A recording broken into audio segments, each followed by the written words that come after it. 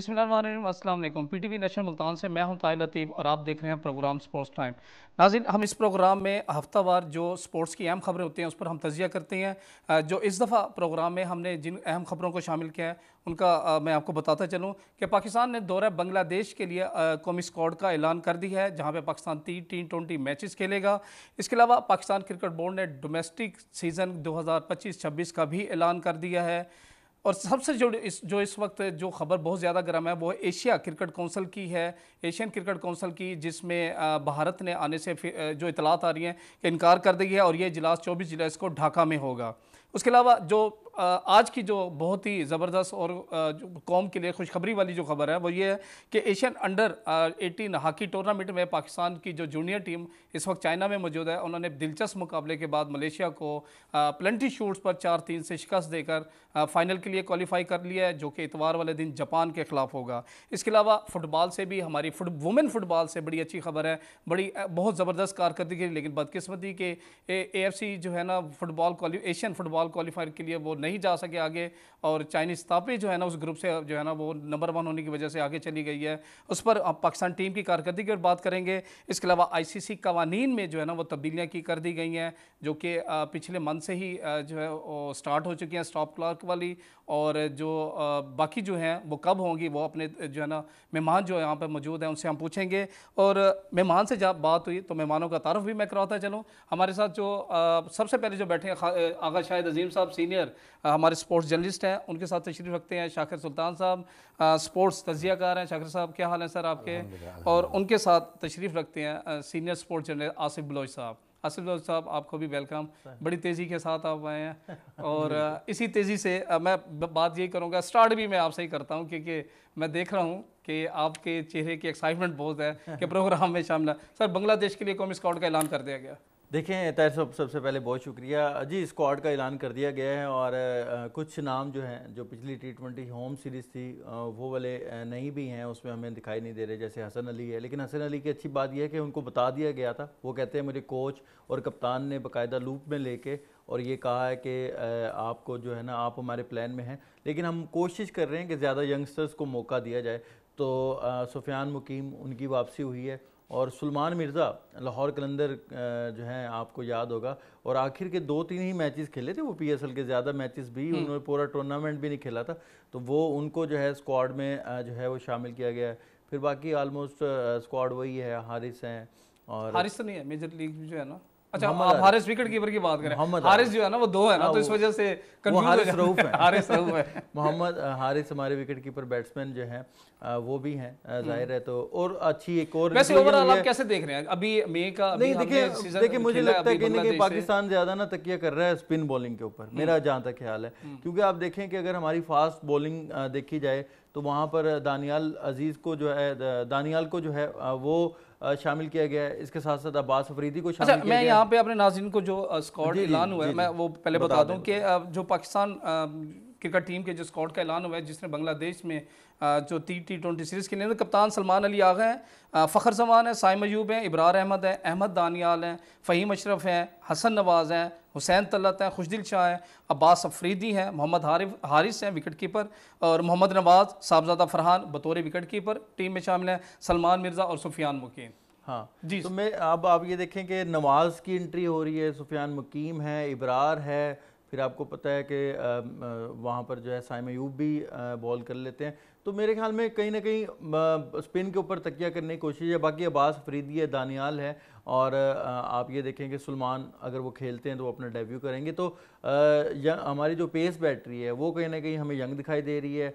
ना हमें यहाँ पर जो है हमारे सीनियर्स जितने, हारिस रऊफ जैसे आपने बताया कि वो इंजर्ड हुए, वो इसलिए बाहर हो गए। जो हमारे दीगर हैं जिसमें हसन है, उनको बता दिया गया कि आपको रेस्ट दिया जा रहा है, ड्रॉप नहीं हुए, ड्रॉप नहीं किया, उनको रेस्ट दिया गया है। चलो इस पे हसन अली पे मैं बात करता हूँ। शाकिर साहब, सलमान मिर्ज़ा को टीम में शामिल किया गया, इसके अगर हम उनकी डोमेस्टिक परफॉर्मेंस को देखते हैं या PSL में हम देखते हैं, क्या किस बेस पे उनको जो है ना वो टीम में शामिल किया? देखें, जैसे भी आसिफ भाई ने भी बताया कि आखिरी 2 या 3 मैच खेले हैं, अगर आप मुझसे मेरी पर्सनल राय लेंगे तो आप इसको 30% एक अच्छा इजाफा कंसिडर कर सकते हैं। दूसरी बात मैं आपको यहाँ पे इंपॉर्टेंट बात करूँ ताहिर भाई, देखें आपको जो टीम प्लान करनी है ना, इस वक्त जो टीम प्लान करनी है, हमारा जो माजी का रिकॉर्ड है वो ये है कि हम टूर्नामेंट से 3 दिन पहले भी तजर्बे कर रहे होते हैं और तजर्बे की बुनियाद पर टीम बना लेते हैं। अब ये नए कोच हैं और इनकी कोशिश है कि 6 महीने पहले एटलीस्ट हम टीम फाइनल कर लें ताकि चीज़ें बेहतर से बेहतर हो जाएं। तो शायद जैसे भी आसिफ भाई ने बताया कि हसन को है वो ड्रॉप नहीं किया गया, रेस्ट दिया गया। देखें T20 एक यंग की टीम है और यंग क्रिकेट्स का जो है उसमें एक इन्फ्लुएंस ज़्यादा होता है। तो आपने अहमद दानियाल को भी मेरी इन्फॉर्मेशन मतलब वो वहाँ पे लीग नहीं खेल रहे? नहीं, लीग तो नहीं। अच्छा, अहमद दानियाल को शामिल करने का मकसद यही है ना कि हम उसको भी शामिल कर लें, हमारे पास बेंच ज़्यादा बढ़ गया है, ऑलराउंडर। लेकिन दूसरी बात यह है ताहिर भाई कि आपको तजर्बे नहीं कर रहे हैं। आप एक दफ़ा टीम सेलेक्ट कर लें। अगर आपको मैं यहाँ थोड़ी सी धोनी की बात करूँगा कि जो धोनी ने 2011 के वर्ल्ड कप में जो टीम खिलाई, उस टीम सिलेक्शन खिलाई, वो 2009 से वही खेलती हुई आई थी जो 2011 में खेली। अगर आपने T20 वर्ल्ड कप जीतना है, आपको कंडीशन देखनी, या आप दुबई में खेलेंगे या आप श्रीलंका में खेलेंगे। तो इसका मतलब ये कि आपके पास स्पिन का जो मार्जिन है वो ज़्यादा होना चाहिए, जिसके लिए अब होम सीरीज़ में आपने सुफियान मुकीम को नहीं खिलाया, इब्रार को खिलाया, इसलिए आपने सुफियान मुकीम को डाल दिया। आपका सवाल है कि जो उसको डाला है सलमान को, वो एक अच्छा इजाफा है। अब उसका इनकी परफॉर्मेंस क्या है, किस बेस पे उनको सर ये तो मेरे ख्याल से सेलेक्टर ही बेहतर बता सकते हैं। मैं ये कहता हूँ कि अगर एज भी उनकी 30+ है। मैं बात करूँगा, अगर मेरे से ये बात करते तो मैं कहता कि इससे बेहतर था कि आप अली रजा को ले जाते, जो 16-17 साल लड़का जो पेशावर जल्मी की तरफ से, तो वो ज़्यादा बेहतर हो जाता, बजाय इसके कि आप इस पे करें और फिर उसको आगे आने वाले टूर्नामेंट में आप उसको शामिल ना करें। तो ये एक गलत, मैंने पहले ही कहा कि 30% सिलेक्शन आप उसमें कह सकते हैं, 70% ये ठीक नहीं है। अच्छा आगा साहब, स्क्वाड का ऐलान हुआ है, आसिफ साहब के और शाकिर साहब का भी आपने सुन लिया। क्या खिलाड़ी को लूप में लेके कि आपको इस दफ़ा रेस्ट दिया जा रहा है तो लिहाजा हम आपको साथ नहीं लेके जा रहे हैं, हालांकि वो बंदा जिसने अभी कम बैक किया है, मैं हसन अली की बात कर रहा हूँ, वो अभी मई 2025 में जो अभी बांग्लादेश के खिलाफ ही T20 और उसमें उसने बहुत ज़बरदस्त बॉलिंग भी की है, अगले ही सीज़न में आप उसको रेस्ट करवा रहे हैं, उसको लूप में लेके, ये सिर्फ खबरी इतलात है या वाकई लूप में उसको लिया गया? अच्छा, पहले तो आपकी मेहरबानी कि जी आपने मुझे ऑन बोर्ड किया। पाकिस्तान ने जो टीम अनाउंस की है ना, आप इसमें ये देखें कि जी पाकिस्तान का मकसद ये है कि ज़्यादा से ज़्यादा प्लेयर जो आगा सलमान अली आगा का जो है माइंड भी है, और माइक हैसन जो कोच हैं उनका माइंड ये है कि जी हम एक सर्कल ऐसा बना लें जिसमें एशिया कप और वर्ल्ड कप का हमें प्लेयर्स मिल जाए। दौरा बांग्लादेश होम अभी वो करके गए हैं, अब उसके अगेंस्ट हम वहाँ खेलने के लिए जा रहे हैं। तो ये खैर सगाली उनका दौरा था, क्योंकि हमारे हालात ऐसे थे कि बांग्लादेश आया, ये बड़ी उसने हिम्मत दिखाई बिल्कुल इंडिया से, जो हमारे कशीदगी के बाद, उसके बाद हम ये दौरा करने जा रहे हैं। अब आप ये देखेंगे जी एशिया कप और वर्ल्ड कप ये दोनों होने हैं एशिया में। उसको अगर आप टारगेट रखें, पिछले प्रोग्राम में शाकिर साहब ने ये क्वेश्चन पूछा था कि जी मुल्तान के अरफात मिनास को क्यों नहीं इसमें लिया गया कैंप में, तो मैंने ये बात की थी कि जी मोहम्मद नवाज़ जो हैं वो सीनियर हैं और ऑलराउंडर हैं, उनमें एक्सपीरियंस ज़्यादा है। वही बात हुई है कि अब मोहम्मद नवाज़ को इस टीम में शामिल कर लिया गया है। माइक हैसन का जो और कप्तान का इनका कम्बिनेशन इस वक्त चल रहा है, अंडरस्टैंडिंग चल रही है कि जो कप्तान इन द फील्ड चाहता है कि जी मैं इस पोजीशन पे या किसी भी सिचुएशन में मेरे पास ऑप्शन होनी चाहिए, स्पिनर की भी, ऑलराउंडर की भी और फास्ट बॉलर की भी, उसके हिसाब से ये टीम बांग्लादेश के लिए बनाई गई है। मोहम्मद हारिस रऊफ जो हैं वो अनलकीली अनफिट हो गए मेजर लीग खेलते हैं, जबकि हसन अली जो है वो वैसे ही T20 फॉर्मेट वहाँ खेल रहे हैं लीग में, और उन्होंने वहाँ भी बड़ी अच्छी परफॉर्मेंस की है। अगर मैं ये नहीं समझता कि अगर वो बांग्लादेश के खिलाफ नहीं उन्हें वो यानी कि जिसे कह रहे हैं कि रेस्ट दिया है, तो इसमें कोई मजायका नहीं है कि जी कोई नया जो आपकी बेंच पे बैठा हुआ है उसको मौका मिलेगा और वो उसको परफॉर्म करने का मौका मिलेगा और इंटरनेशनल उसको एक्सपीरियंस हासिल होगा। अभी तो ये देखें ना कि अभी ये 15 अनाउंस हुए हैं, 11 कौन से अनाउंस होते हैं, खेलते हैं, क्या पता उसका दानियाल का नंबर ही ना आए। ठीक है, तो इसमें ये एक अभी हमें तो पॉजिटिव वे में ये जाना चाहिए कि जी अभी हम पाकिस्तान उस लेवल कि आप कह रहे हैं कि शायद ड्रेसिंग रूम शेयर हो। हाँ, ड्रेसिंग थोड़ा सा देखिए, जब एक प्लेयर मेहनत करता है ना, उसकी एज भी आप काउंट करें ना कि जी एज उसकी अब बढ़ती जा रही है, तो अगर आप उसको इस एज में ड्रेसिंग रूम या पाकिस्तान का कलर नहीं करेंगे तो फिर वो आगे तो नामुमकिन हो जाता है ना, जब एज ज़्यादा हो जाती है। तो मैं अब इसे पॉजिटिव सेंस में ये लेता हूँ कि हमारी जो अभी जो टीम है वो बांग्लादेश के मुकाबले में बहुत अच्छी टीम है। ऑलराउंडर भी हैं, बैटिंग ऑलराउंडर भी हैं, बॉलिंग ऑलराउंडर भी है, जैसे मोहम्मद नवाज़ हो गया, अच्छा इब्रार, सुफियान मुकीम को उन्होंने शामिल कर लिया। अब सुफियान मुकीम के लिए ये बड़ा अच्छा चांस है अपने आप को साबित करने के लिए। हालांकि माजी में भी किया है, लेकिन देखिए अब उसको ये एक बिल्कुल परफेक्ट कंडीशन जिसे कहते हैं कि जी उसे मिलेगी एशियन पिचेस पे। और मैं नहीं समझता कि बांग्लादेश की कोई इतनी मजबूत बैटिंग लाइन है कि जो सुफियान मुकीम को तो वो चैलेंज दे। तो स्क्वाड से कितना मुतमईन है? मैं बांग्लादेश के जो टूर है उसके लिहाज से तो पाकिस्तान का स्क्वाड बहुत अच्छा किया है, और पाकिस्तान 80-20 के परसेंटेज पे बांग्लादेश का टूर करेगा। और जहाँ तक है देखें, अब सलमान अली आगा जो है वो एक्सपीरियंस हो गए हैं, उन्हें भी पता चल गया है कि जी मैचेस में मुझे कहाँ मुश्किल पेश। सबसे पहले बात तो ये ना कि कप्तान कोच की डिस्कशन क्या होती है, वो यही होती है कि जी आपको कहाँ मुश्किल दरपेश आ रही है। माइक हैसन जो है वो एक इंग्लिश प्लेयर हैं, कोच हैं, ओपन माइंड के हैं, वो जो तजवीज़ और मशवरा जो है वो कंसिडर करते हैं कप्तान। आगा साहब, मैं यहीं से सवाल जो है ना, मैं शाकिर साहब बताएं, जैसे अभी आगा साहब ने बात किया है कि कप्तान और कोच आपस में वो शेयरिंग करते हैं, अपने ख्यालात को करते हैं, टीम बनाने में अपना जो है ना जो भी राय होती है।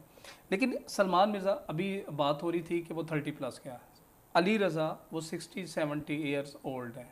जब आप ड्रेसिंग रूम शेयर कर रहे हैं तो आप अपने यंग टैलेंट को आगे लेके जाएंगे या कि आप अपने सीनियर टैलेंट को ड्रेसिंग शेयर करेंगे? देखें ताहिर भाई, अगर आपने T20 की तर्ज पे क्रिकेट खेलनी है तो आपको यंग टैलेंट को ही लेकर आना चाहिए, एक्सपीरियंस होना चाहिए उसमें। लेकिन जो ऑलरेडी आपके पास नवाज़ बैठा हुआ है, आपके पास हुसैन तलत बैठा हुआ है, आपके पास खुशदिल बैठा हुआ है, ये वो खिलाड़ी हैं जो बांग्लादेश में खेल रहे हैं। मोहम्मद हारिस भी बांग्लादेश में खेल के आ चुके हैं, लेकिन तो ये एक्सपीरियंस बहुत है। अब देखिए, मैंने भी पहले भी ये बात की कि ये 30 साल या इससे ऊपर वाले बंदे को आप T20 में सेलेक्ट करने का मतलब ये है, सॉरी टू से, कि शायद आप किसी को ओब्लाइज कर रहे हैं। मतलब आप किसी एक यंग लड़के का चांस मार के किसी को ओब्लाइज कर रहे हैं कि यार चलो आपको शामिल कर लेते हैं, आप हमारे फ्यूचर प्रोग्राम में नहीं आए। देखिए, मैंने भी वही बात की कि आपने प्लान करना है कि हमने एशिया कप और हमने वर्ल्ड कप एशिया में खेलना है। अब वो श्रीलंका भी हो सकता है और वो दुबई भी हो सकता है। तो यहाँ पर आपके पास 60% जो स्ट्रेंथ होनी चाहिए वो स्पिन बॉलिंग अटैक होना चाहिए। फास्ट ठीक है आपके पास होना चाहिए, श्रीलंका में भी चल जाता है, लेकिन स्पिन ज़्यादा, इवन बांग्लादेश में भी स्पिन चलेगा। तो ये मैंने पहले भी कहा कि ये कोई अच्छी सिलेक्शन मेरी नज़र में नहीं है कि आप उसको शामिल करें। उससे बेहतर है कि यंग टैलेंट को शामिल कर लें और उसको ड्रेसिंग रूम में, मेरे ख्याल से 5 खिलाड़ी बहुत हैं, जिसमें खुशदिल का नाम मैंने लिया, जिसमें मैंने हुसैन तलत का नाम लिया, मोहम्मद हारिस का नाम लिया, इवन सलमान अली आगा का नाम भी लिया, उसके फ़खर जमान एक सीनियर हैं, सैम अयूब आपके पास सीनियर हैं। तो मेरे ख्याल से ये बहुत लोग थे जो उसको बकअप करने के लिए बहुत हैं। आपका ड्रेसिंग रूम का माहौल बहुत अच्छा हो सकता है। अब आप किस बुनियाद पर इसको ले रहे हैं? अब बेसिकली ये टूर हल्का टूर है बांग्लादेश को अगर आप लें, लेकिन आप उसको इतना भी हल्का नहीं लें। वो हमेशा अपनी कंडीशन में, उन्होंने ऑस्ट्रेलिया को भी T20 हराया, उन्होंने न्यूजीलैंड को भी T20 हराया, एवं उन्होंने इंडिया को भी हराया स्पिन ट्रैक बना के। ठीक है, हो सकता है उनके जहन में ये बात हो कि हम इस दफ़ा इनको स्पिन ट्रैक बना के हम फंसा सकते हैं, कोशिश तो वो पूरी करेंगे। तो फिर आप क्या करेंगे? मतलब एक एक्सपीरियंस बॉलर जिसको जाके आप डेब्यू करवा रहे हैं, और आप देख लीजिएगा कि अगली जो सीरीज़ होगी, जो वेस्ट इंडीज़ की होगी, उसमें ये नहीं होंगे, उसमें ये लोग नहीं होंगे, इसमें 2-3 तब्दीलियाँ कर देंगे। तो फिर इसका मतलब सिर्फ आप सिर्फ घुमाने के लिए लेके जा रहे हैं, ये ज्यादती है। कलर, पाकिस्तान कलर देने की, जी बिल्कुल, आप ये भी कह सकते हैं, फ़ायदा नहीं है। इससे बेहतर आप एक यंग टैलेंट, जैसे अभी अहमद दानियाल को हम शामिल किया है, वो एक अहमद दानियाल की तो समझ आती है, हमने PSL में भी देखा कि उनकी परफॉर्मेंस है, वो ऑलराउंडर भी परफॉर्म करते हैं। मेरा वही सवाल था कि ये उनकी तो डोमेस्टिक की कोई ऐसी कोई है नहीं। इस दफ़ा मेरा ख्याल है PSL में वो खेले भी नहीं है, सलमान मिर्ज़ा को किसी ने लिया भी नहीं है। सलमान मिर्ज़ा लाहौर कलंदर से थे, लेकिन मैच बहुत मेरा ख्याल में 2 से 3 मैच खेले, इवन वो फाइनल भी खेले। अगर मैं जो साइड देख रहा हूँ, अगर अब मैं बैटिंग की तरफ आ रहा हूँ, Fakhar opener, Saim Ayub opener, Haris opener, Sahibzada Farhan भी ओपनर, 4 ओपनर है हमारे पास। हमारी बैटिंग किस तरीके के साथ जाएगी? ताहिर साहब, ये जो इश्यूज़ हैं ये अब के नहीं हैं हमारे, ये बड़े पुराने इश्यूज़ चलते आ रहे हैं। यहाँ आपके सवाल पे बैटिंग पे आने से पहले मैं एक ज़रूर बात करना चाहता हूँ कि हम टैलेंट अगर कहीं दुनिया में ज़ाया करने का कोई कंपटीशन हो ना तो हमारे पाकिस्तान नहीं, तो शायद हम टॉप करें उसमें। वही ना, पाकिस्तान नंबर 1 होगा। देखिए मैं हमेशा लास्ट टाइम भी मैंने ये बात की थी कि हम यूएसए से हार गए, आयरलैंड से हार गए, अफगानिस्तान से हार गए, हाँ हम बांग्लादेश से क्लीन स्वीप हो गए अपने होम ग्राउंड पे, तो इससे नीचे क्या जाते हैं हम लोग। अब मुझे एक बात बताएं, वसीम जूनियर को इन आउट करते रहेंगे, कब तक करते रहेंगे यार। 2023 के वर्ल्ड कप में हाँ उसने कितने लोगों को गलत साबित किया कि जब उसने अच्छी परफॉर्मेंसेज इंडिया में देना शुरू की थी। इसी तरह वो लड़का जो है वो टैलेंटेड है। आप किसी को 1-2 सीरीज़ या 1-2 मैचेस खिला के और फिर बाहर कर देंगे और फिर सडनली वो टीम में आएगा और आप एक्सपेक्ट करेंगे कि यार ये आके कुछ कर लेगा। सुलेमान जो है, मैं आपको सही बताऊं, मैंने उनको खेलते हुए देखा है, वो उनके पास एक टैलेंट है कि उनके पास स्विंग है, ये आर्ट है उनके पास, लेकिन वो स्विंग इंटरनेशनल लेवल पे क्या वो उस तरह से डिलीवर कर सकेंगे जैसे हमने उनको डोमेस्टिक में खेलते हुए देखा है। वो क्या अच्छा क्या अगर हमारे जो हमारा माइंड सेट है या हमारा गोल है, मेन गोल है वर्ल्ड कप, क्या आपको सुलेमान आपके वर्ल्ड कप स्क्वाड में या अभी शाकिर बात कर रहे थे, बिल्कुल सही कह रहे थे, आपको दौरा वेस्ट इंडीज में सलमान नजर ही नहीं आएंगे। देखिए मैं तो एशिया कप और वर्ल्ड कप तो बहुत दूर की बात है। क्या आपके प्लान्स में, क्या फ्यूचर प्लान में वो शामिल, क्या आपके फ्यूचर प्लान में खासतौर पर वर्ल्ड कप प्लान्स में वो हैं? अगर नहीं है तो अगर आपने किसी यंग टैलेंट को ही ग्रूम करना है, वैसे तो मैं भी इस हक में नहीं हूं कि एक पीएसएल की परफॉर्मेंस या अंडर 19 की परफॉर्मेंस पे अली रजा को हम ले आए, हम चाहते हैं कि वो, लेकिन अगर आपने जो है ना वो ड्रेसिंग रूम शेयर करना है, उसको कॉन्फिडेंस देना है, तो फिर यंग टैलेंट को रजा तो पूरा टूर्नामेंट खेला है ना, सुलेमान तो 1-2 मैचेस खेला है। तो अगर आपने ग्रूम ही करना है किसी को, अगर ग्रीन किट ही देनी है या उसको ड्रेसिंग रूम का थोड़ा कॉन्फिडेंस बिल्ड करना है, एक्सपीरियंस देना है, तो उनको लेके आया जा सकता है। और यहाँ पर मैं मुझे थोड़ी सी हुसैन तलत की भी जो है ना सिलेक्शन पे है कि उनकी जो बैटिंग है ना वो बहुत अच्छा बैट करते हैं, लेकिन अभी तक उन्होंने जो फिनिशिंग टच है ना वो नहीं सीखा। हमने अभी भी पेशावर ज़ल्मी में देखा है कि वो गेम लेके आते थे जहां पर उनको चाहिए था एक्सलरेट करना। देखें जो T20 के आखिर में इस वक्त हम बहुत अच्छा कर रहे हैं, क्यों कर रहे हैं? हसन नवाज नीचे से डोमेस्टिक में अपना नीचे से आके मिडल में आके और वो लड़का एक्सलरेट करता है, वो जहां पर आपको 20 बॉलों पे 50 करके दे देता है और मैच अपोजिशन से दूर ले जाता है। क्या हुसैन तलत में ये आपको टैलेंट दिखाई दे रहा है? तो मुझे मिडिल ऑर्डर का थोड़ा सा इशू मुझे अभी दिखाई दे रहा है। खुशदिल शाह भी है, हाँ देखिए खुशदिल शाह परफॉर्म कर रहा है, लेकिन वही बात है क्या ये प्लेइंग 11 में, जैसे आगा साहब कह रहे थे कि प्लेइंग 11 में ये आते हैं कि नहीं। मुझे एक चीज़ की बहुत ज़्यादा खुशी है कि नवाज वापस आए हैं, वो एक्सपीरियंस लेके आएंगे, वो इन पिचेस पे बहुत अच्छा परफॉर्म कर सकते हैं और ऑलराउंडर भी हैं। और सुफियान मुकीम के आने से और फिर जो है शादाब है स्क्वाड में, शादाब नहीं है मेरे ख्याल में, वो इंजर्ड हो गए हैं, वो इंजर्ड हो गए हैं, वरना वो तो आपको पता है वो वाइस कैप्टन थे। तो मेरे ख्याल में शादाब होंगे, सुफियान मुकीम होंगे, इब्रार होंगे, नवाज होंगे, ये आपके वर्ल्ड कप स्क्वाड की लाइनअप मैं आपको बता रहा हूँ, ये आपके लूप में होंगे। तो अगर आपकी स्पिन इतनी अच्छी हो जाएगी और जहाँ पर जो है मुझे लग रहा है कि कहीं ना कहीं आप क्योंकि वो स्पिन कंडीशन होगी, जैसे अभी यहाँ पर शाकिर भाई बता रहे थे कि हमने ज़्यादातर या दुबई में खेले हैं श्रीलंका में, और आपको पता है वहाँ स्पिनिंग कंडीशन होगी, तो वहाँ पर हमें ये अपने स्पिनर्स को ग्रूम करना है और उनको लेके जाना है और इंशाल्लाह उम्मीद है कि चले आसिफ आगा साहब, पाकिस्तान क्रिकेट बोर्ड ने नए डोमेस्टिक सीज़न का जो है ना ऐलान कर दिया है। अगर उस पर देखें तो चैम्पियंस कप जिसका बड़ा शोर था पिछले सीज़न में और बेंटोर भी थे और हमने पता नहीं लाखों लुटवा दिए, ख़त्म कर दी गई। कायद-ए-आज़म ट्रॉफी में टीमों की तादाद ही कम कर दी गई, मुल्तान की टीम को भी बाहर कर दिया गया। डोमेस्टिक सीज़न को कैसे देख? अच्छा, ये डोमेस्टिक सीज़न PCB के से चंद ज़राए से बात हुई है, ये जो डोमेस्टिक सीज़न है ना जो अब अनाउंस हुआ है हमारा पाकिस्तान में, ये इंग्लैंड भी लाना चाह रहा था, ठीक है, लेकिन उसने 3 साल पहले काउंटी से जो उनके सरपरस्त हैं उनसे बात की कि जी हम काउंटी की तादाद कम कर देते हैं, A ग्रेड में इतनी काउंटीज़ का टीमें कर लेते हैं, B ग्रेड में इतनी कर लेते हैं और उसके बाद C ग्रेड में कर लेते हैं। 3 साल उन्होंने इस पे वर्क किया। उसके बाद काउंटीज़ ने कहा कि नहीं, कि ये जो हमारा करंट सिस्टम है ना इससे ही प्लेयर सामने आ रहे हैं और ये इनफ है हमारी क्रिकेट के लिए, इंग्लैंड की ना। अब जो पाकिस्तान का डोमेस्टिक नया स्ट्रक्चर जो बन रहा है अनाउंस किया गया है सिस्टम, इसमें आप ये देखेंगे जी, एक तो पहले इस सिस्टम के नताइज आने से पहले ही ये उसमें मुतनाज़ा हो गया है। ख़ास तौर पे कराची की जो दोनों टीमें बाहर की हैं उन्हें, लेकिन उसके बाद चेयरमैन पीसीबी ने कह दिया कि नहीं, कराची इंपॉर्टेंट है, कराची को हम करेंगे। देखें अब कराची को अगर शामिल करना होता तो वो जब शेड्यूल अनाउंस हो रहा था तो वो उन 6 टीमों में रखते कि जी कराची भी होगा। अच्छा, इसका आप ये देखेंगे डोमेस्टिक जो होता है ना, ये आपके प्लेयर को ऊपर लाने के लिए होता है बेसिकली। बिल्कुल। अब कराची का जो, जहाँ तक मेरी इतलात हैं जो वो है कि कराची की में बहुत कम ऐसे यंग टैलेंट्स को चांस नहीं दिया जाता, बहुत कम चांस दिया जाता है। बाकी उनका जो सीनियर्स प्लेयर है ना, उनकी डोमिनेशन बहुत रहती है टीम के अंदर।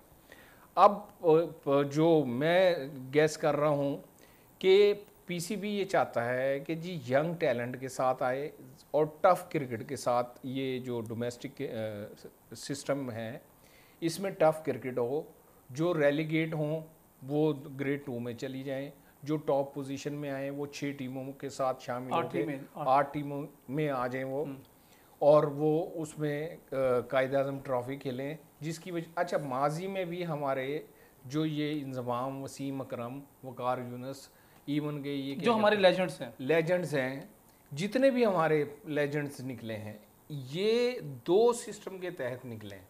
डिविजनल सिस्टम में होता था पहले, डिपार्टमेंटल सिस्टम, और डिपार्टमेंटल सिस्टम। डिपार्टमेंटल सिस्टम में भी 2 चीज़ें होती थी, ग्रेड 1 और ग्रेड 2। अच्छा, डिविजनल सिस्टम में भी 2 वो होता था, ग्रेड 1 और ग्रेड 2।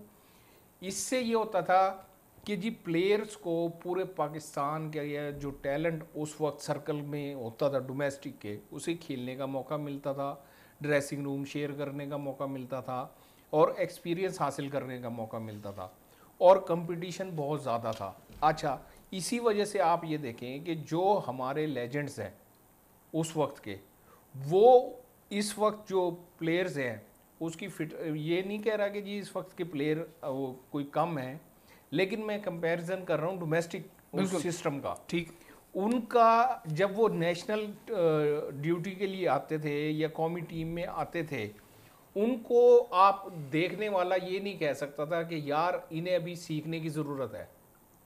वो आते थे, आप सईद अनवर को देख लें, आमिर सुहेल को देख लें, इजाज़ अहमद को देख लें, सलीम मलिक को देख लें, जावेद मियादाद को देख लें, इंज़माम को देख लें, बासित अली को देख लें, रश, यानी कि जितने आप प्लेयर्स के नाम लेंगे, इन्होंने डोमेस्टिक में रगड़े खाए हैं। इवन के आप देखें कि राशिद लतीफ़ काफ़ी देर से तैयार हुए थे, लेकिन मोइन खान स्पेस ही नहीं दे रहे थे ना डोमेस्टिक में। डोमेस्टिक भी वो परफॉर्म करते थे, जब सिलेक्शन की बारी आती थी मोइन खान की परफॉर्मेंस ऐसी होती थी, मोइन खान आ जाते थे।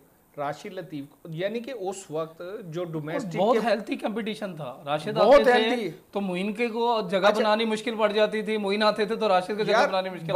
बासित अली को आप ये देखिए कि कितने बड़े बैट्समैन थे। बासित अली को मिडल ऑर्डर में सलीम मलिक, इजाज अहमद, इंजमाम का मुकाबला रन्स, हालांकि रन्स करते थे वो डोमेस्टिक में। वेस्ट इंडीज वाला एक मैच भी मुझे याद है, शारजा में, वो तो उन्होंने आउटस्टैंडिंग, वहां से बासित अली तो बासित अली हो गए ना।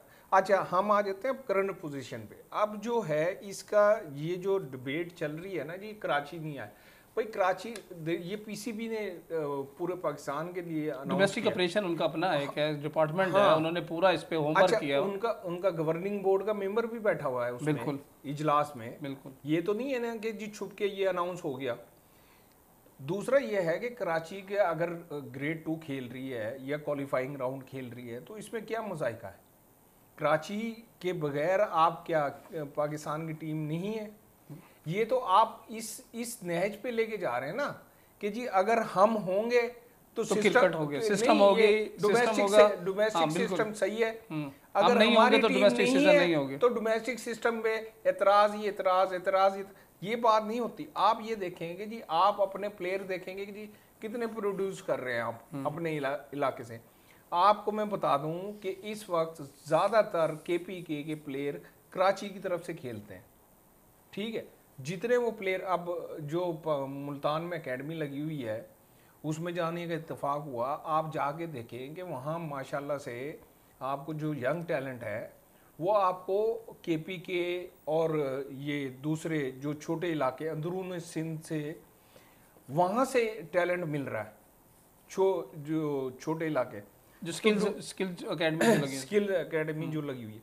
अच्छा, बात भी हुई वहाँ अजहर अली हैं हेड, तो मतलब ये है कि जी आप जब आप मुतमईन है, आप ये कह रहे हैं कि ये डोमेस्टिक सीजन के जो स्ट्रक्चर इस वक्त अब आया है, मुतमईन इस सिलसिले में नहीं हूँ क्योंकि अभी इसके रिजल्ट ही नहीं आए हैं। रिजल्ट नहीं है, अभी स्टार्ट होना है। जब इसका रिजल्ट आएगा हाँ, तब इसका इसमें हाँ जी खामियां और खूबियां सामने 8 टीमें कायदन 6 तो बराह रास्त 2 हनीफ मोहम्मद ट्रॉफी से जो फाइनलिस्ट टीमें होंगी वो होंगी, टोटल 29 लीग मैचेस होंगे। कितना हमारा टैलेंट सामने आएगा, हमारी बेंच स्ट्रेंथ कितनी मजबूत होगी? ताहिर भाई, मैं माजरत ये के एक साल साथ पूरा जो है हमारा जो सीज़न होगा, तो मैं माजरत के साथ आपको ये बात बता दूं कि आप ये बात नोट कर लें कि आपको यहाँ से कोई खातिर खा टैलेंट नहीं मिलेगा, नहीं मिलना। उसकी रीज़न ये है कि मैंने पिछले भी कई प्रोग्राम में एक बात की, जब हम टैलेंट की बात करते हैं कि आप इनको जो सारे मैचेस होते हैं वो हमारे किसी भी बड़े ग्राउंड में नहीं होते, हमारे किसी भी बड़े ग्राउंड में नहीं होते, चाहे मुल्तान का है चाहे वो लाहौर का, जब सिर्फ फाइनल या सेमीफाइनल उन कंडीशंस में होता है जहाँ पे आके बहुत सारे बॉलर भी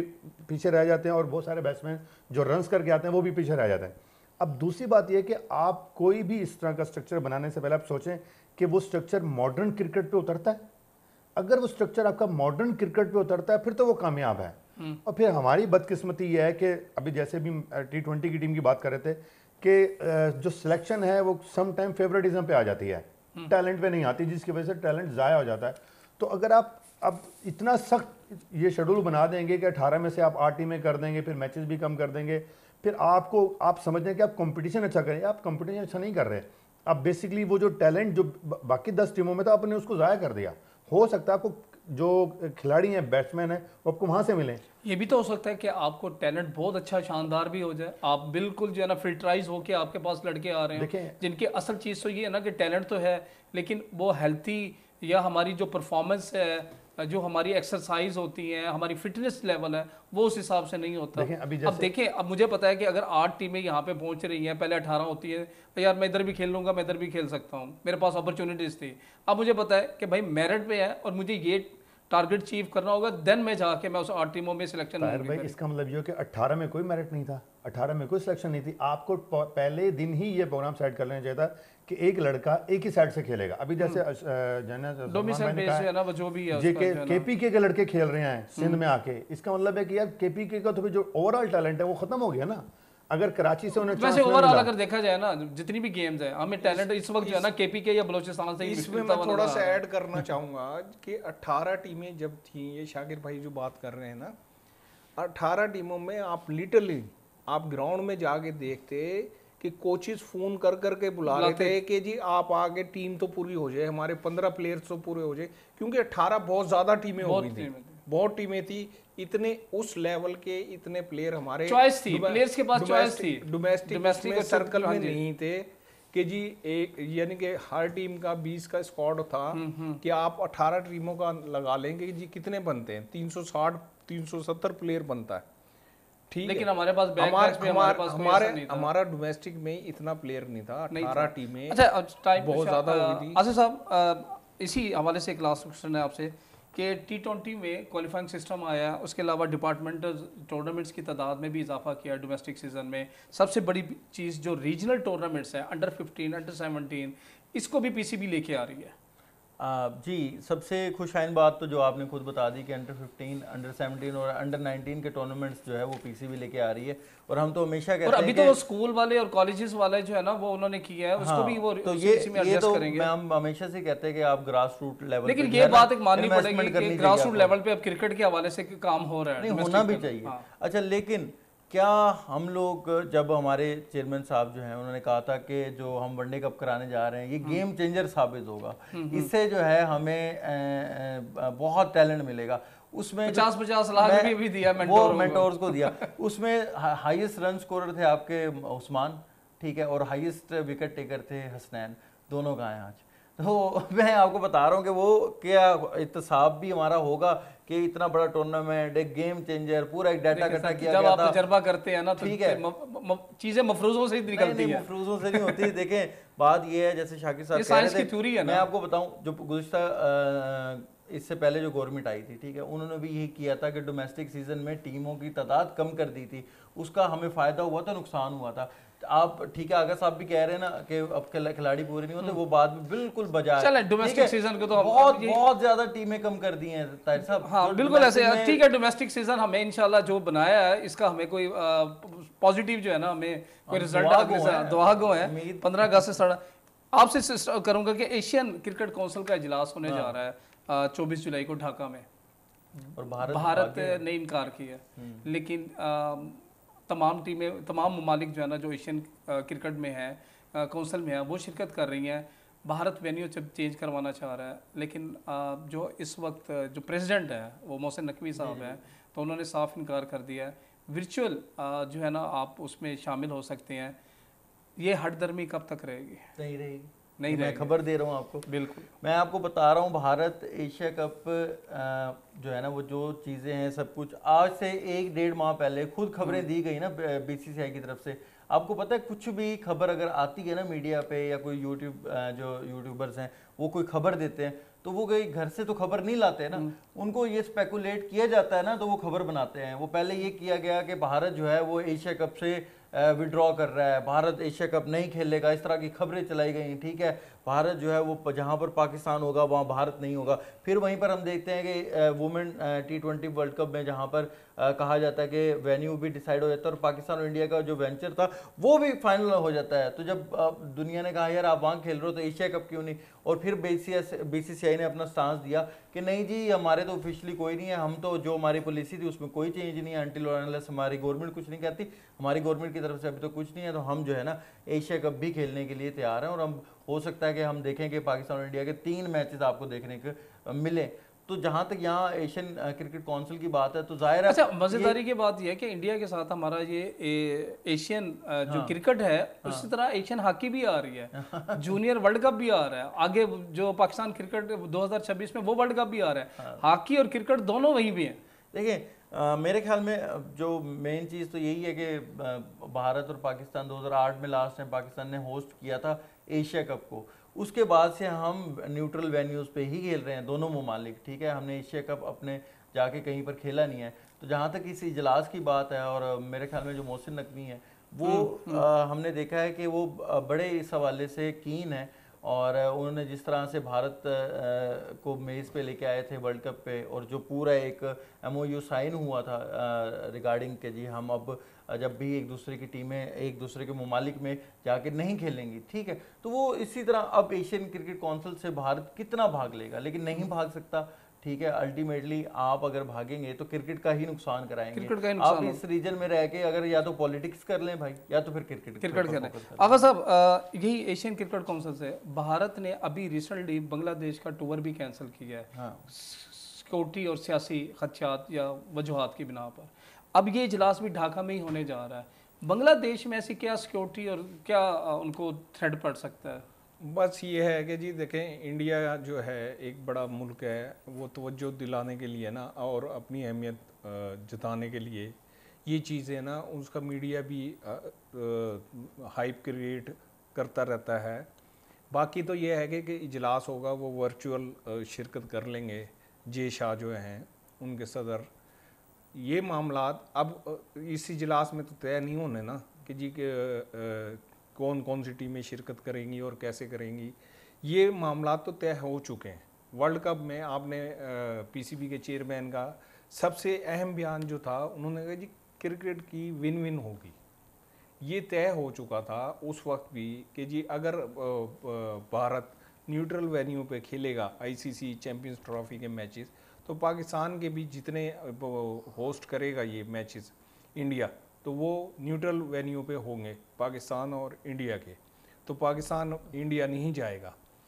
तो ये चीज़ें पहली तय हो चुकी हैं। अब ये कल होना है, जो भी इजलास कल 24 को, हाँ 24 को जो होना है, इसमें शेड्यूल अनाउंस होना है, उसके साथ ही टीमों का भी अनाउंस हो जाएगा जी किसका मैच, मुस्तकबिल क्रिकेट का हाँ माली अमूर है उनके। अच्छा एशिया कप का ये, और इसी तरह वर्ल्ड कप का भी जो वेन्यू सेट होना है, वो वर्ल्ड कप का भी इसी तरह से पहले से तयशुदा है कि वो दुबई में, श्रीलंका में, इस जगह पे पाकिस्तान के मैचेस वर्ल्ड कप के होंगे।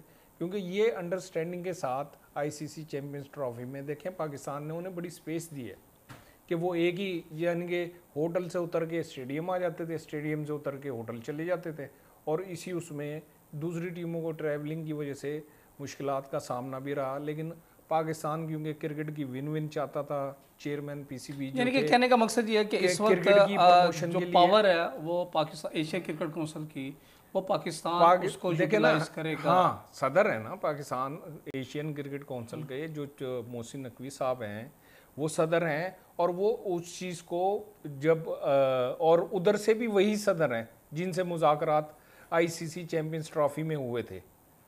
उधर जे शाह से ही हुई थी ना बात ये आईसीसी चैंपियंस ट्रॉफी में। मैं नहीं समझता कि कोई एशिया कप में हर्डल है कि जी पाकिस्तान के या इंडिया का ना आना, या इंडिया का वो जो शिरकत होती है फिजिकली नहीं होगी, वर्चुअल हो जाएगी, और ये उसके लिए ऑनलाइन शिरकत हो जाएगी। शक्ल साहब 5 सितंबर से एशिया कप स्टार्ट है यूएई में, और भारत अभी तक हुकूमत ने उनको इजाज़त नहीं दी, क्या टीम आएगी? बिल्कुल आएगी। देखिए अभी जैसे सलमान भाई ने भी कहा और आसिफ भाई ने भी कहा कि जब पहले ही एमओयू साइन हो चुका है वो तो आपके ना नहीं है ना, नहीं वो आपके आईसीसी के टूर्नामेंट के हुए ना, तो एशिया कप तो जो है ना एशिया भी यही होगा ना। देखिए ताहिर भाई पिछले दफ़ा एशिया कप पाकिस्तान में था ना, ऐसा हो चुका है कि श्रीलंका के साथ मामला ख़राब होने की वजह से भारत टूर्नामेंट में नहीं आया था। वो एक दफ़ा ऐसा, लेकिन आप ये देखें जब हम होस्ट थे एशिया कप के, तो हमने सारा टूर्नामेंट भारत के साथ मैच जाके खेले हमने श्रीलंका में, जहाँ पे वो हमारे जो है वो इंजर्ड भी हो गए थे, क्या कहते हैं नसीम शाह इंजर्ड हो गए थे, बड़ा नुकसान होता हमें। सर वो आएगा। देखें हमने कई प्रोग्राम में ये बात किया है कि भारत को ये चाहिए कि क्रिकेट को खेल समझे और सियासत ना समझे।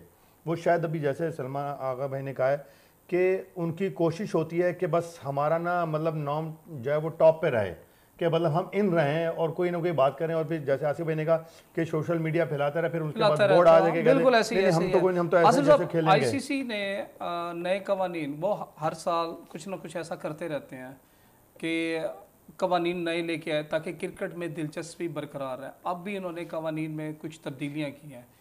स्टॉप क्लॉक जो है ना उन्होंने उसको लेके आया, कनेक्शन प्लेयर्स जो थी, सब्स्टिट्यूट जो था, पहले तो ये था ना, अब जैसे कि हम हॉकी या फुटबॉल या इधर देखते हैं कि अगर कोई प्लेयर ज़ख्मी हो गया है तो आप कनेक्शन जो है ना वो सब्स्टिट्यूट फील्डर जो है ना वो लेके आ सकते हैं। अब ये भी उन्होंने कर दिया। वाइट बॉल का नया कवानीन जो है ना उन्होंने वो मुतारफ़ कराया।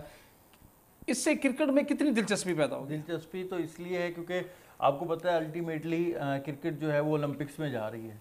जितनी क्रिकेट को आसान बनाते जाएंगे और थोड़ी सी फैंस फ्रेंडली बनाते जाएंगे कि फैन ज़्यादा से ज़्यादा देखने आए, ठीक है, वो बोरिंग ना लगे, तो इसीलिए रूल्स को जो है वो एवेल्युएशन की जाती है अकॉर्डिंग टू द टाइम।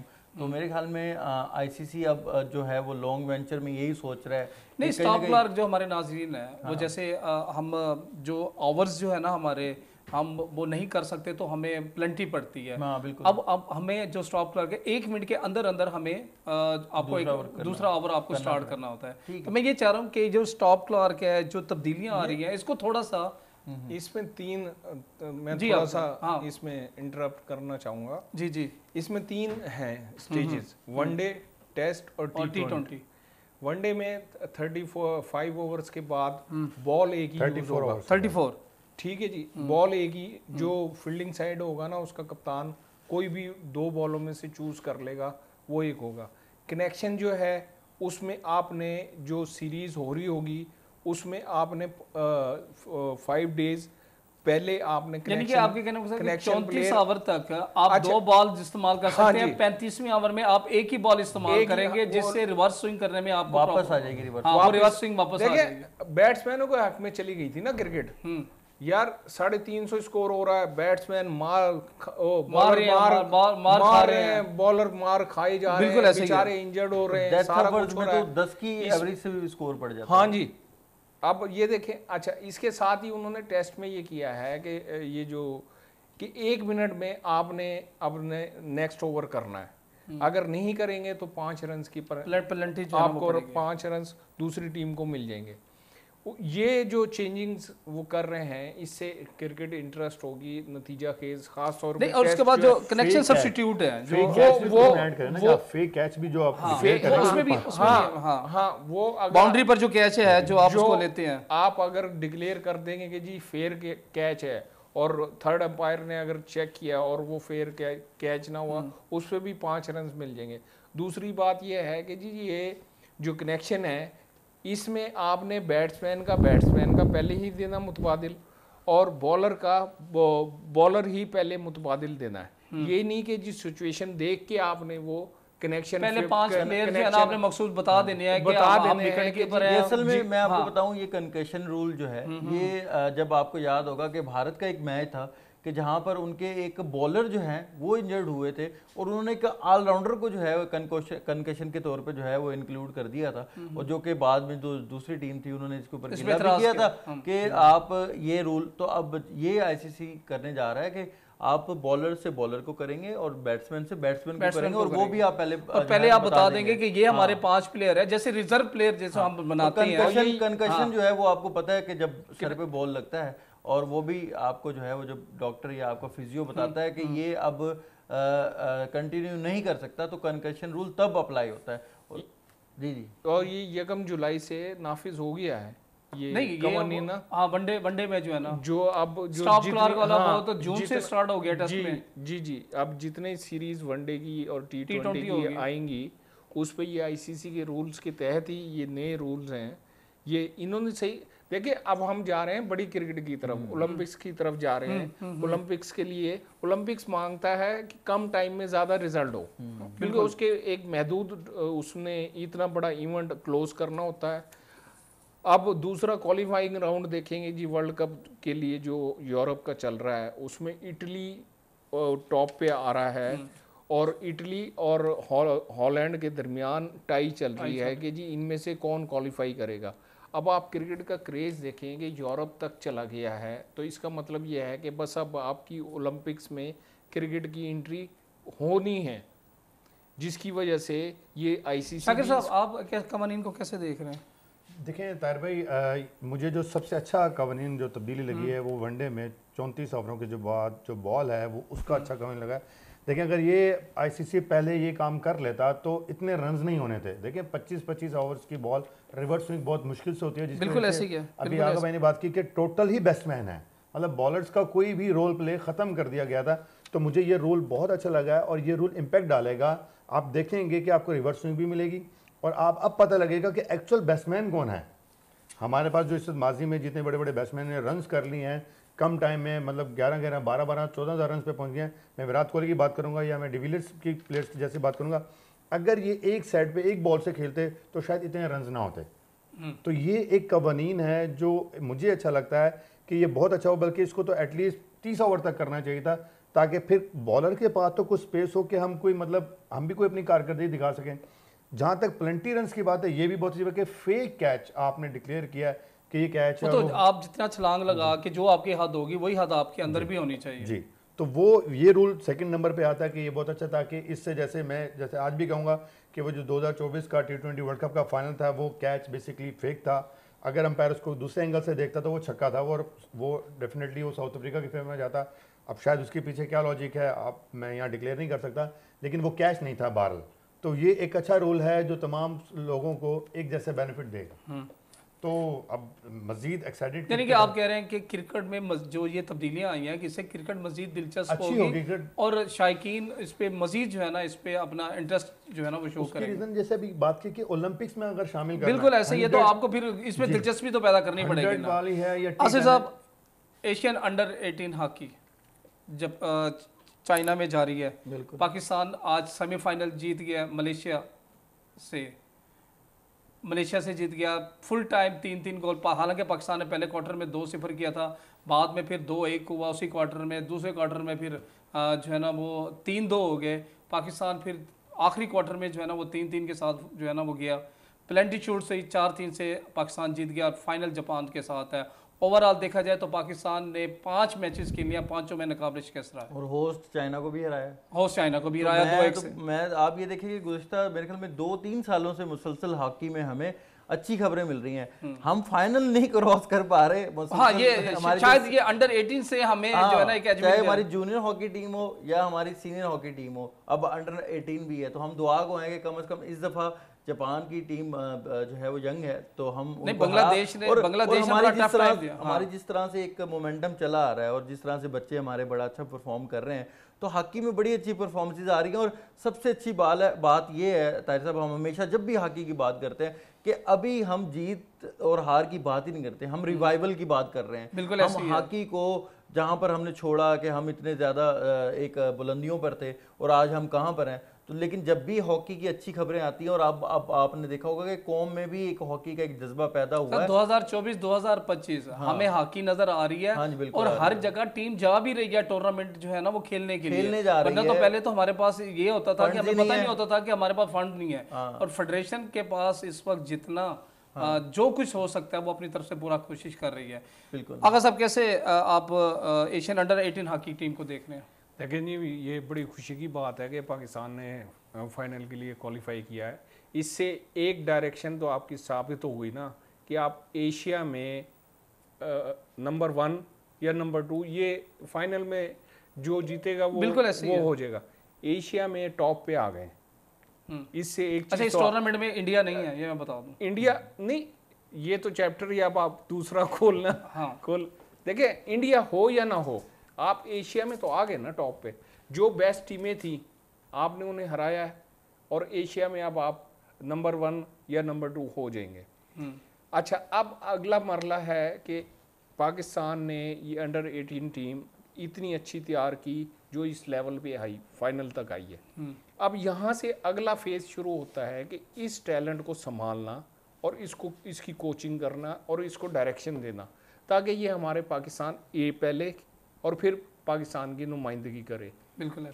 अब एक चीज़ तो ये साबित हो रही है कि जी पाकिस्तान हॉकी फेडरेशन जो है वो वर्क कर रही है नीचे तक, कि अंडर 18 जो है बड़े अरसे बाद टीम हमारी बनी है और शिरकत की है और उसने परफॉर्मेंस भी दी है। इसका मतलब ये है कि हमारे पास अच्छा, यहाँ पे भी एक मजे की बात बताऊं, यहाँ पे एक चीज़ मैं मज़ेदार है कि आपको बताता हूँ कि इस टीम में भी सिंध का कोई प्लेयर नहीं है। जैसे वो आप बता रहे थे ना कि क्रिकेट में सिंध का जो है देखिए, वो नेशनल टीम जब बनती है ना, फिर वो सूबे वगैरह की नहीं, सूबे की बात उन्होंने भेजी नहीं है, सिंध से लड़के नहीं है जब ओपन मैरिट ट्रायल हो रहा था। चलें, ये उनकी मर्जी है भाई, वो भेजें। पाकिस्तान की अगर नुमाइंदगी करनी है तो वो पाकिस्तान की टीम कहलाएगी ना। बिल्कुल ऐसे ना सिंध की होगी ना पंजाब की होगी, वो फाइनल जीतेगी शाकिर साहब होगी। देखिए ताहिर भाई, दुआ है जिस तरह हमने पहले भी नेशन कप जो मतलब सेमीफाइनल खेला और हम फाइनल पे और फिर वो 1 साइडेड हो गया, हम उम्मीद करेंगे और दुआ भी करेंगे कि इंशाल्लाह हम फाइनल जीतें। और उम्मीद है कि इंशाल्लाह हम जीतेंगे। यहाँ पे सिर्फ एक छोटी सी बात करूँगा मैं कि एलिस्टर कुक ने 32 साल या 33 साल की उम्र में रिटायरमेंट ली इंटरनेशनल क्रिकेट से, लेकिन 5 साल उन्होंने डोमेस्टिक क्रिकेट खेली फॉर फाइनेंशियल रीजन। मैं हॉकी की बात मैं इसको जोड़ रहा हूँ, इसके साथ ही जोड़ रहा हूँ, मैं थोड़ा परेशान कि जब तक आप इसमें फाइनेंस नहीं लेकर आएंगे आपको मजीद बेहतरी नहीं मिलेगी। बिल्कुल, तो असल बात यही है फंड की वजह से, और इसी फंड की वजह से FIH प्रो लीग में पाकिस्तान की टीम शमूलियत अख्तियार करती है, लेकिन इसमें भी अभी एक सवाल निशान है। आसिफ साहब, अगर हम देखें अभी ये जो साल चल रहा है 2025 का, बहुत पाकिस्तान स्पोर्ट्स के लिए बहुत लकी रहा। हमने जो है ना नेटबॉल के चैंपियन हम बने, हमने नेपाल को शिकस्त दी। उसके अलावा वॉलीबॉल में हम रनर अप हैं, बेसबॉल में हम रनर अप हैं। इसके अलावा अभी स्क्वाश में हमने जो हमारे बच्चों ने जो गोल्ड मेडल हासिल की हैं वो बड़ी यानी कि कामयाबी कहते हैं। अरशद नदीम ने भी इसको मेडल लिया है। पाकिस्तान वुमेन फुटबॉल टीम की मैं बात करूंगा कि बहुत पहली दफ़ा हमने उस मैच को देखा और बड़ी शानदार तरीके के साथ जो परफॉर्मेंस दी है, तो दिल को एक से लगा कि पाकिस्तान वुमेन्स टीम भी हमारी कोई ऐसी नहीं है। अगर इनको भी थोड़ा सा मज़ीद बेहतरीन कोचिंग की जाए इनके साथ, तो ये हमें एशियन जो टूर्नामेंट्स हैं हमें वहाँ पे भी पाकिस्तान टीम खेलती हुई नजर आएगी। और यहाँ पे एक मैं बात करूँगा जो आजकल हमारी सोशल मीडिया पे बड़ी चल रही है, वो है लैला बनारस की, जो कि पाकिस्तान की डिफेंडर है, बरतानिया से है। हाँ, दोनों खेलती हैं, दोनों खेलती हैं। कैसे आप देखते हैं? हालांकि हम चाइनीज ताइपे से 8-0 से आ रहे थे, जिसकी वजह से हम ग्रुप डी में नंबर 2 पे रहे हैं, वरना हम क्वालिफाई कर जाते हैं। बहुत अच्छी परफॉर्मेंस दे रही हैं हमारी खवातीन। हम जब क्रिकेट की बात कर रहे हैं या फुटबॉल की, तो हमेशा बात होती है फिटनेस पे, ठीक है ना। तो मैं तो हमेशा ये बात करता हूँ कि आप फुटबॉल की हमारी जो बच्ची हैं वो बहुत ज़्यादा अच्छा परफॉर्म कर रही हैं। और लैला बनारस तो क्योंकि वो एक सोशल मीडिया के ऊपर आ गई, तो वरना ओवरऑल हमारी जो टीम है, हमारी स्ट्राइकर्स बहुत अच्छी हैं, ठीक है। मारिया, हाँ मारिया, आप उसको देखें।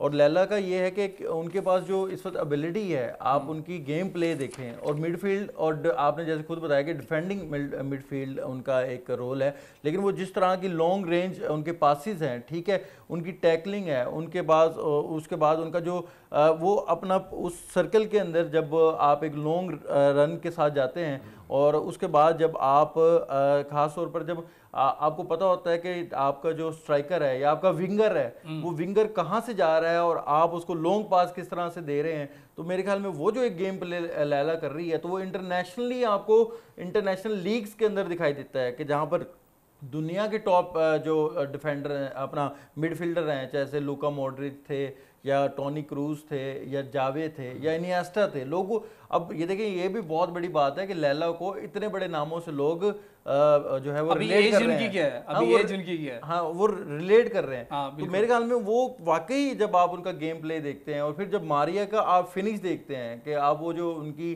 मरियम महमूद, नादिया खान और जो है ना, उन्होंने ये गोल किए थे इंडोनेशिया और पाकिस्तान के। आप इंडोनेशिया की टीम को देखें कि उनकी जो रैंकिंग है वो हमसे बहुत बेहतर है, तकरीबन 20-25 का फर्क है मेरे ख्याल में। तो इतनी अच्छी उनकी जो टीम थी, उनको हमने 2-0 से हराया। तो मेरे ख्याल में फ्यूचर बड़ा ब्राइट है जी। और जैसे आपने बताया कि दीगर खेलों की तरह अब सिर्फ हम पहले क्रिकेट में हमें वो आजमाइशों वाला जो दौर था, वो अल्लाह पाक ने कहीं ना कहीं और से हमें थोड़ी सी अच्छाई वाली दौर हमें दिखाना शुरू किया। तो चाहे हॉकी हो, स्क्वाश हो, चाहे वो जो है वो आपके ओलंपिक्स हो या ये नेटबॉल हो या कोई भी गेम हो, पाकिस्तान को अच्छी खबरें मिल रही हैं, एथलेटिक्स हो, अच्छी खबरें मिल रही हैं। बहुत शुक्रिया आगा साहब, सर प्रोग्राम का वक्त है, आपके आने का बहुत शुक्रिया। शाकिर सुल्तान साहब सर बहुत शुक्रिया, आसिफ साहब बहुत शुक्रिया। नाज़रीन, अगले प्रोग्राम में इंशाल्लाह फिर मुलाकात होगी, तब तक के लिए अपने मेज़बान ताहिर लतीफ़ को इजाज़त दें। अल्लाह हाफ़िज़।